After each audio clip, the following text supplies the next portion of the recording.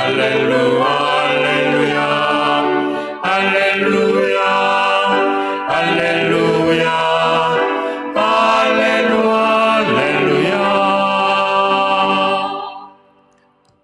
주님께서 여러분과 함께 또한 사제의 영과 함께 마르코가 전한 거룩한 복음입니다. 주님 영광 받으소서. 그때에 예수님께서 12 제자를 부르시어 더러운 영들에 대한 고난을 주시고 둘씩 짝지어 파견하기 시작하셨다. 그러면서 길을 떠날 때 지팡이 외에는 아무것도, 빵도, 여행 보따리도, 전대에 돈도 가져가지 말라고 명령하시고 신발은 신되 옷도 2벌은 껴입지 말라고 이르셨다. 그리고 그들에게 말씀하셨다. 어디서나 어떤 집에 들어가거든 그 고장을 떠날 때까지 그 집에 머물러라. 또한 어느 곳이든 너희를 받아들이지 않고 너희 말도 듣지 않으면 그곳을 떠날 때에 그들에게 보이는 증거로 너희 발밑에 먼지를 털어버려라. 그리하여 제자들은 떠나가서 회개하라고 선포하였다. 그리고 많은 마귀를 쫓아내고 많은 병자에게 기름을 부어 병을 고쳐주었다. 주님의 말씀입니다. 그리스도님 찬미합니다. 평화를 빕니다. 평화를 빕니다. 아까 승환이가 재충전하기 위해서 왔다는데 왜 성년들은 피식피식 웃어요? 선영이 언니 때문에 온다는 사실을 다 알고 있기 때문인가? 여러분들 그 이독서 볼펜 있으시면 이독서 한번 제가 시킨 대로 한번 끄어보시겠어요? 이독서 내용이 에베소서 말씀인데 이렇게 한번 끄어보세요. 우리 주 예수 그리스도까지 해서 2줄 쫙쫙 끄어보세요. 그 다음 의 아버지 하느님께서 찬미 받으시기를 빕니다. 여기서 한 줄 쫙 끄시고요. 하느님께서는 하고 가로 치시고 그리스도 안에서까지 가로 치시고 하늘의 온갖 영적 복을 우리에게 내리셨습니다. 요것만 딱 봅니다. 3줄만. 제가 다시 한번 얘기해 볼 거예요. 볼펜이 없으신 분들도 한번 봤기 때문에 제가 어떤 말을 하는지 이번엔 아실 거예요.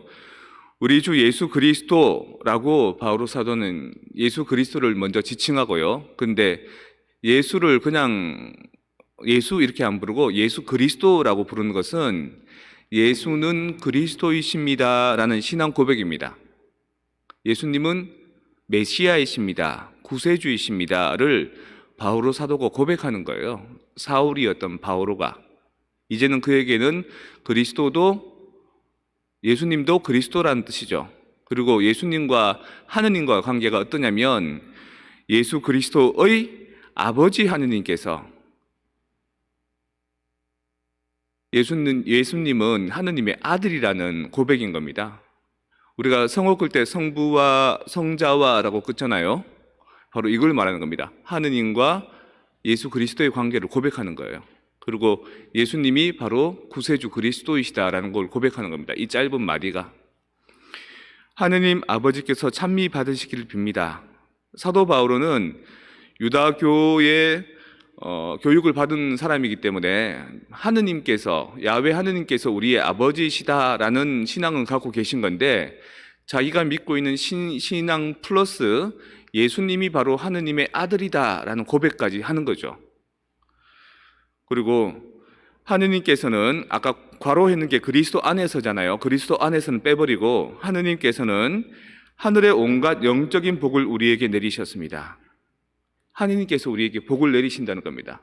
아까 승환이가 얘기했던 대로 여러분에게 영적인 복을 내리시기 때문에 여러분의 감성을, 여러분의 지성을, 여러분의 의지를 새롭게 채워주시기 때문에 여러분 여기 와 있는 겁니다. 그걸 믿을 때 승환이는 말로 뱉었지만 여러분은 승환이의 말을 통해서 요거를 믿어야 되는 겁니다. 그리고 누구를 통해서? 그리스도 안에서 우리를 복을 주신다는 겁니다. 다시 한번 읽어볼게요.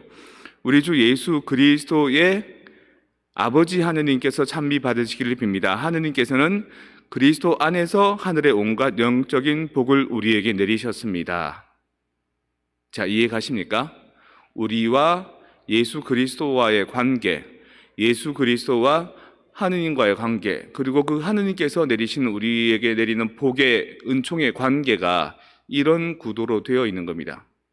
그래서 그리스도는 우리에게 중요하시고 그리스도는 바로 하느님의 아들이시고 그 하느님의 복을 받기 위해서는 우리가 그리스도 안에 있다는 겁니다. 이 맥락은 너무나 중요합니다. 왜냐하면 이런 맥락이 바오로 사도의 편지글이 없으면 그 편지는 바오로 사도의 편지가 아닙니다. 가짜 바오로 사도의 편지입니다. 우리가 신약 성경에 디도서, 디모테오서라는 바오로 사도의 편지글이 있는데 그것은 이 대목이 없습니다. 첫머리에. 그래서 그것은 가짜 바오로 사도의 글입니다. 그래서 우리가 믿지 않아야 되는 글이 아니라 그것은 다시 말해서 어떤 사람이 바오로 사도의 권위와 품위를 가지고 글을 쓴 겁니다. 그래서 그 당대 사람들은 바오로 사도가 쓴 글이 아니라는 걸 알면서도 바오로 사도가 쓴 글인 것처럼 받아들입니다. 우리는 남의 이름을 따서 글을 쓰면 표절이고 가짜고 사기지만 그 당시의 사람들은 권위 있었던 그 옛날의 사람의 힘을 빌어서 그렇게 글을 쓰고 편지를 썼다는 겁니다. 비록 예수님의 말씀은 아니지만, 복음은 아니지만 예수님의 복음을 설명하기 위해서 그리고 하느님의 메시지를 전달하기 위해서 바오로 사도의 권위를 가지고 글을 썼다는 거죠. 그래서 바오로 사도의 글인지 아닌지를 구분하는 법이 여러 가지가 있는데 그 중에 첫 번째는 먼저 예수님이 그리스도이시라는 고백이 들어가고요. 그 다음 그 그리스도를 통해서 우리가 하느님의 복을 받는다. 하느님께서 우리에게 풍부한 영적인 힘을 채워주신다라는 것을 믿는 고백이 들어가야 되는 겁니다. 이 청년 미사에 적용해 보면 우리가 미사를 하는데 그런 다른 일반 미사하고 달리 청년들의 찬미가 들어가야지, 청년들의 노래가 들어가야지, 청년들의 에너지가 들어가야지 비로소 청년 미사가 되는 겁니다. 이 대목이 들어가야지 비로소 바오로 사도의 글이 들어가는 것처럼.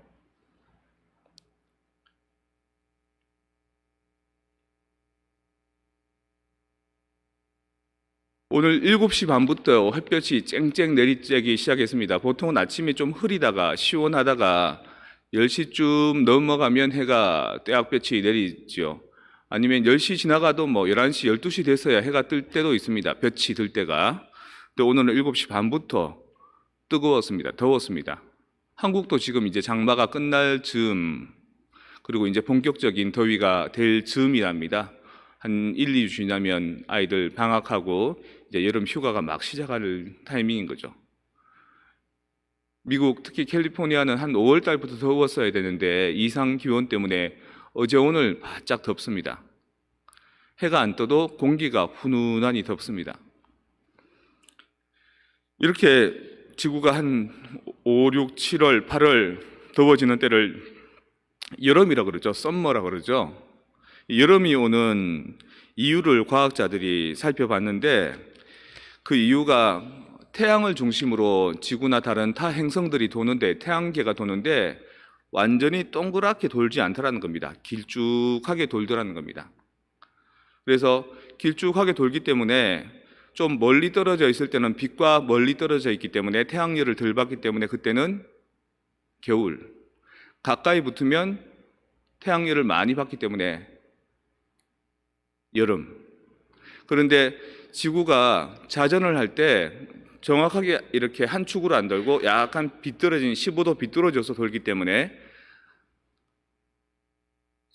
위에 북반부가 여름일 때는 밑에 남반구는 겨울, 남반부가 여름일 때는 북반구는 겨울, 이런 원리를 가지고 있는 거죠.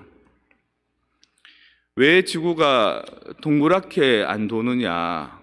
그리고 태양이 중심이 돼서 태양을 중심으로 돈다면 점점점 이렇게 만류 인력의 법칙에 의해서 중력에 의해서 붙어야 되는데 왜 적정 거리를 계속 유지하면서 이 길쭉한 계란형의 타원형으로 도느냐에 대해서 과학자들이 설명한 것 중에 하나가 첫 번째는 원심력과 구심력이 일치한다 이렇게 얘기합니다.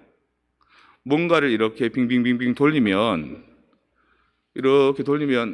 이게 밖으로 나가려고 그러잖아요. 근데 이게 진정 안으로 말려 들어와야 되지 않습니까? 이게 안으로 들어오려는 이 구심력과 밖으로 튕겨져 나가는 원심력이 일치하기 때문에 그 궤도를 계속 유지한다라고 설명을 합니다. 정확한 설명은 안 되지만 그냥 과학적인 증명입니다. 인간이 지혜를 짜내서 표현할 수 있는. 그리고 이게 동그랗게 돌지 않고 삐딱하게 도는 이유는 케플러라는 사람이 중간에 한쪽을 구심력으로 돌면은 계속해서 동그랗게 도는데 이 태양뿐만이 아니라 다른 무게 중심이 있어서 인력이 두 개가 있어서 두 개의 인력을 중심으로 돌면은 실을 이쪽에도 못을 박아서 연결하고 이쪽에도 못을 박아서 연결하면 거기에서 실을 이렇게 연결해서 돌리면 타원이 된다는 거죠. 두 개의 인력이 지구를 작용해서 지구가 이렇게 타원으로 돈다 이렇게 얘기합니다. 케플러는. 근데 그래도 말이 설명이 좀 납득이 안 되는 게 그럼 태양만큼 큰 인력이 뭔가 있어야 되거든요. 사실은 큰 덩어리에 항성이 있어야 되는데 그거는 또 설명을 못 합니다. 다시 말해서 과학적인 근거를 들어서 설명하면 납득할 법하지만 실제적인 우리 현실을 보면은 그냥 학술적인 설명이지 지금 우주가 돌아가는 거시적인 것은 설명하기 힘든 조건을 표현할 뿐입니다. 근데 이렇게 한번 상상해 볼 수 있습니다. 우리도 지능이 있듯이 지구 자체가 지능이 있는 생명체라고 생각한다면 지구는 태양을 중심으로 해서 적정 거리를 계속 유지하는 겁니다. 이걸 흔히 말해서 불가원, 불가근의 법칙이라 그럽니다. 이거는 과학적인 법칙이 아니라 쉽게 얘기하면 여러분들이 난로 가까이 가면 따뜻하죠. 너무 가까이 가면 옷이 타지요. 손에 불이 되기도 합니다. 난로를 너무 멀리 하면 춥습니다. 그래서 너무 가까이도 하지 말고 너무 멀지도 하지 말아야 되는 게 사실은 지혜입니다. 근데 지구도 지혜롭다는 거죠. 생명체라면. 그래서 타원형으로 돌되 너무 가까이도 돌지 않고 너무 멀지도 돌지 않는 거리를 유지하고 있어서 우리는 때로는 이런 더위, 여름을 맞이하기도 하고 때로는 추위, 겨울을 맞이하기도 한다라는 것밖에 스토리텔링 할 수밖에 없습니다. 마치 동화 속의 이야기 같지만 신앙생활도 그래야 합니다. 제가 과학을 설명하기 위해서 이 자리에서 이런 소리를 하는 건 아니고 만약에 여러분들이 성당에 너무 열심히 나온다. 평일 미사도 나오고 주일 미사도 나오고 성당에서 맨날 여기서 만나고 놀고 하면 여러분들은 시집장가 못 갑니다. 여러분들 직장생활도 못 합니다. 신앙에 너무 가까이 해도 별로 안 좋습니다. 제 친구들 봐도 성당에 오래 남아가지고 주일학교 교사하고 활동하고 하는 친구들은 자기 생활 기반이 많이 약합니다. 장가도 못 갑니다. 모아놓은 살림이 없기 때문에 누구 하나 데리고 와서 결혼생활 하자 소리를 못하는 겁니다. 반면에 사회생활 잘하고 자리 잡고 벌써 어느 정도 위치를 가진 친구들은 또 신앙생활에서 되게 멉니다. 물질을 쌓는데 자기도 잘 사는 것뿐만 아니라 자기 자식들 공부 잘 시켜서 좋은 대학 보내는 거 이런 거에 많이 빠져 있습니다. 물질 자체가 자기들한테는 하나의 신입니다. 물신주의에 빠지는 겁니다. 새는 한쪽 날개로 나는 게 아니라 두 쪽 날개로 날죠. 양쪽 날개로 납니다. 원래는 신앙과 이성의 날개로 난다 이렇게 얘기하지만 저는 여러분한테 이렇게 얘기해 주고 싶습니다. 새는 신앙의 날개와 현실의 날개로 난다. 여러분들이 삐딱삐딱하게 날다가 땅에 꼬로박는 것이 아니라 멀리 보고 원대하게 여러분들의 꿈을 키우고 여러분들의 삶을 잘 살라 그러면 신앙의 날개짓도 잘 해야 되지만 현실의 날개짓도 잘 해야 되는 겁니다. 여러분이 맡은 일을 예수님을 만나듯이 일을 해야 됩니다. 기도하는 마음으로 일해야 됩니다. 여러분이 함께 겹치게 되는 사람들을 그리스도를 대하듯이 만나야 되는 거죠. 일 열심히 하란 말입니다. 열심히 돈 벌라는 말입니다. 열심히 직장 생활하라는 말입니다. 하지만 대신 내 자신의 삶의 근거를 다시 한번 반성하고 뉘우치고 되새김질하고 고민하고 나에게 부족한 힘을 은총의 힘으로 채울 수 있는 신앙생활도 놓치면 안 됩니다. 이 두 개의 균형이 잘 맞아야지만 여러분의 삶이 정상적인 삶이 되고 여러분의 삶이 좋은 결실을 맺는 100배, 1000배, 만배의 결실을 맺는 삶이 됩니다. 지금 투자하는 이 시간이 그런 결실을 맺게 되는 거죠.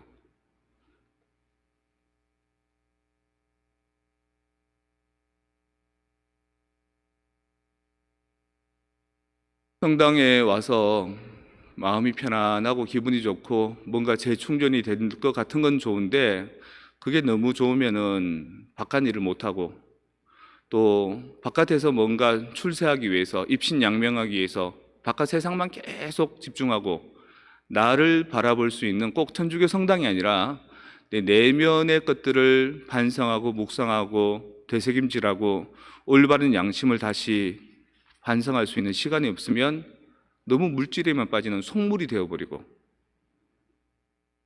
여러분 양쪽 날개로 날기를 부탁드립니다.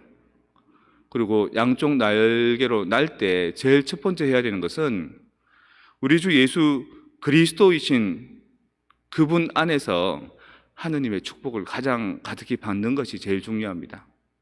그리고 그 축복을 받아서 성당 안에서만 머무는 게 아니라 이제 사회로 나가서 그 축복의 결실은 어떤지, 축복의 열매는 어떤지, 그 결과물은 어떤지 여러분이 한번 트라이 해보는 겁니다. 내가 축복을 받았다면, 내가 하느님의 사랑을 받았다면 이 안에서 그냥 감수성 어린 감성으로만 자족하는 게 아니라 나아가서 실천하는 거죠. 부딪혀보는 거죠.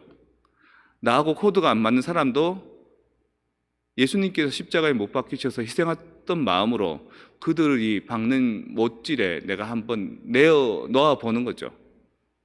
그리고 그들이 자기들의 가시 돋친 가시로, 선인장 같은 가시로, 고슴도치 같은 가시로 나를 찌르고 또 찔러도 내가 그들을 싫어하지 않고 회피하지 않고 오히려 그들을 꼭 껴안아 줄 때, 그들의 가시 돋친 말이, 그들의 가시 돋친 행동이 내 몸을 관통해서 내 피가 철철 흐를 때, 그때 그들은 내 피를 머금고 그들의 말과 행동이 부드럽고 순한 잎사귀로 변합니다. 여러분들은 그런 세상의 험악함에 대해서 받아들일 수 있는 저력이 생기는 겁니다. 하느님 사랑도 중요하지만 하느님 사랑을 받고 난 뒤에 나가서 그것을 실천해 보는 일, 그게 바로 여러분이 이 성당에 와서 청년들만의 미사를 하는 목적이 아닐까요? 그게 없으면은 여러분의 성가는 울리는 꽹과리나 마찬가지고 울리는 징과 마찬가지입니다. 내 만족을 그냥 해소하는 것에만 불과한 겁니다. 하느님은 제자들을 둘씩 짝지어 보냅니다. 그래서 혼자는 나약하기 때문에 둘이 힘을 합쳐서 모든 세상의 어려움들을 같이 극복하기를 원하십니다.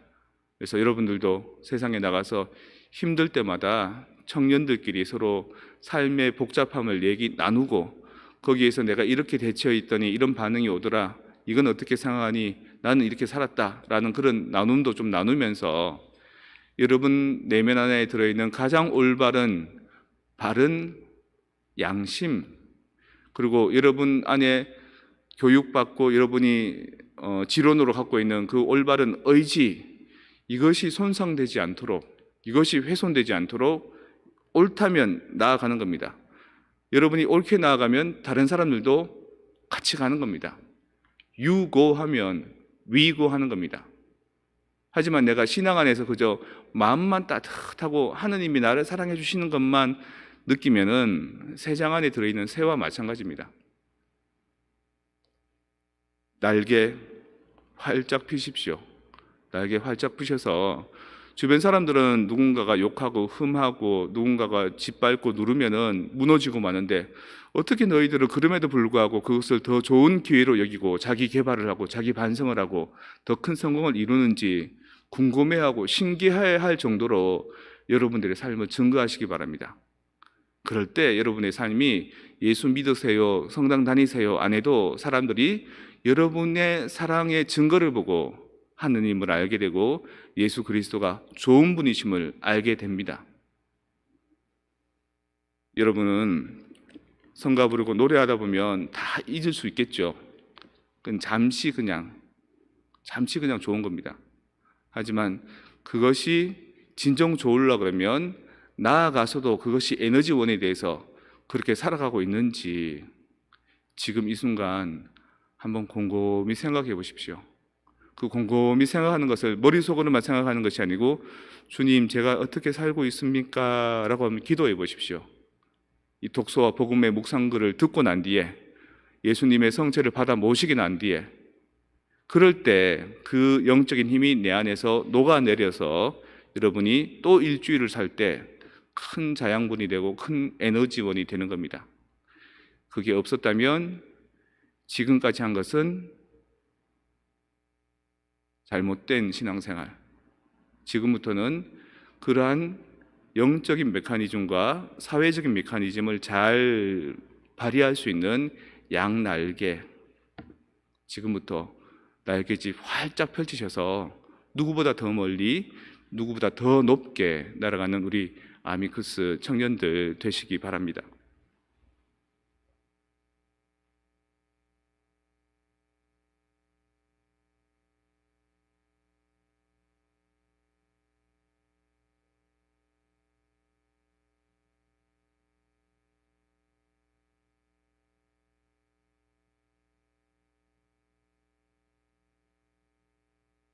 자, 우리의 신앙을 다 함께 고백합시다.